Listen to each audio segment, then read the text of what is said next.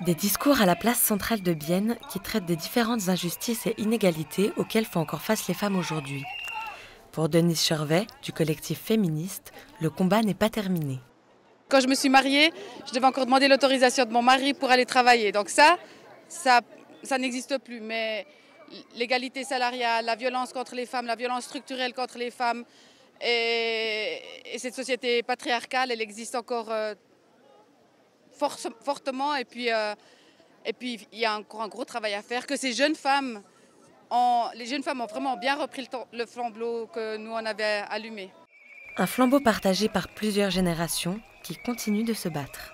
Que ce soit dans la sphère privée ou publique, il y a toujours des combats à mener pour que justement on puisse vivre nos vies de femmes pleinement et entièrement sans être définies par d'autres et en faisant nous-mêmes nos choix. Moi j'ai travaillé à l'usine, j'ai bossé, on m'a jamais fait demi-prix à quelque part, on a toujours payé, puis ouvriers et ouvrières, on gagnait jamais la même chose. Bien que les choses aient changé, il y a encore énormément de choses à faire et il faut que la société travaille encore ensemble, hommes, femmes, tout le monde ensemble pour améliorer les droits de tout le monde.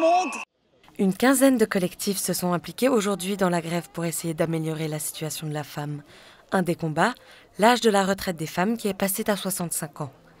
Pour la cofondatrice du collectif École féministe, La Bise, cela ne se passera pas aussi facilement. Actuellement, je pense qu'il y a quand même des groupes politiques ou non politiques qui vont faire un référendum. Enfin, j'ai l'impression que ça ne va pas juste passer crème et puis qu'on va dire qu'on s'en fiche. Ouais, c'est vrai que c'est toujours un peu frustrant, puis c'est toujours difficile de répondre à cette question de « ouais, en fait, ce que tu fais, ça sert à rien ». Je pense que tous les mouvements servent à quelque chose et ça sert à éveiller les consciences de toute manière. Après ces discours, les manifestants ont prévu de faire un cortège à partir de 18 h en partant de la place centrale.